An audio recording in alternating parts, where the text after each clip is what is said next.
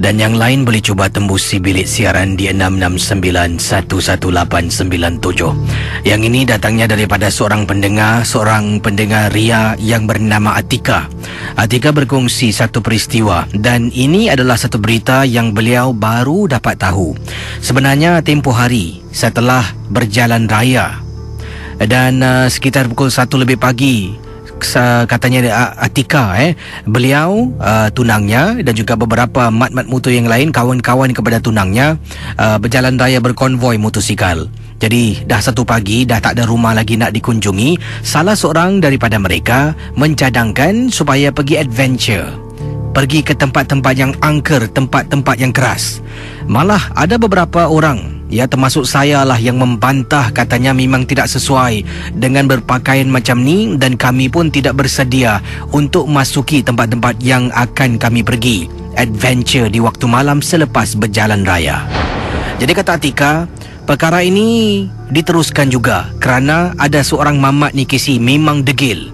Boleh saya katakan dia makrib degil Kisi. Ramai orang tak nak, termasuklah ramai tunang-tunang kekasih-kekasih mat-mat motosikal ni tidak ingin pergi, tetapi dia berkeras hati mengajak, memujuk, dan akhirnya semua setuju. Tetapi ada juga yang tidak ingin pergi, terpaksa ikut kerana kekasih ataupun macam saya, tunang saya ni yang menunggang motor, saya ni hanya menumpang saja. Jadi kami pergilah. Kisi bayangkan, dia kata dia ni dah banyak kali pergi adventure macam-macam tempat. Dia akan tunjukkan kita ke kawasan-kawasan yang dikatakan tempat ni berhantu dan berantai. Sebenarnya saya tidak kenal si Mamat Motor ni. Dia adalah kawan tunang saya punya kawan yang diajak jemput ikut sama untuk konvoi beramai-ramai. Jadi dalam kumpulan itu dialah yang paling bongkak Kisi, paling geriak sangat-sangat.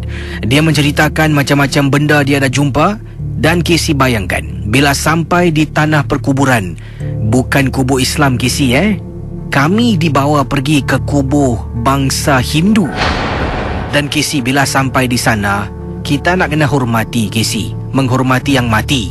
Tapi si Mamat Motor yang katanya Atika, dengan nama penuh dia sebut, saya tak nak sebutkanlah, mungkin tak naklah mencetuskan lebih lagi pergaduhan dia antara anda dengan si Mamat Motor ni. Tapi saya gunakan nama samaran Remy lah, Kata Atika, si budak Remy ni bila sampai di tanah perkuburan Hindu, dia turun dari motosikal. Dia kata, korang semua tak patut takut dengan makhluk-makhluk halus. Korang tahu tak yang kita ni lebih hebat dari dorang. Jadi si Mamat Remy ni, dia nak tunjuk action, tunjuk terror depan wanita-wanita, perempuan-perempuan yang lain yang menunggang motosikal. Nak tahu apa dia buat? Dia pergi ke salah sebuah kubur, kemudian dia cabar. Kalau engkau nak tahu, aku ni lagi hebat dari engkau, dia cakap depan kami. Kemudian tunang saya tengok temannya yang membawa si Mamat ni. Temannya tak boleh buat apa-apa. Kami semua tercegat, berdiam diri, kata Atika. Setelah itu saya paksa tunang saya suruh balik. Barulah Kisi dia nak pulang. Kalau tidak Kisi, dia nak ikut kawan-kawannya ke mana dia pergi. Sebab mereka ni memang rapat. Tapi bukanlah dengan si Mamat bodoh ni yang telah pun mencabar kubur yang tak dikenali. Akhirnya pulang. Kisi nak tahu tak? Saya baru dapat tahu berita ini disampaikan dari mulut ke mulut, sampailah ke telinga tunang saya. Tunang saya sampaikan pada saya. Mengikut apa yang dikatakan di sini, kisah yang diketengahkan.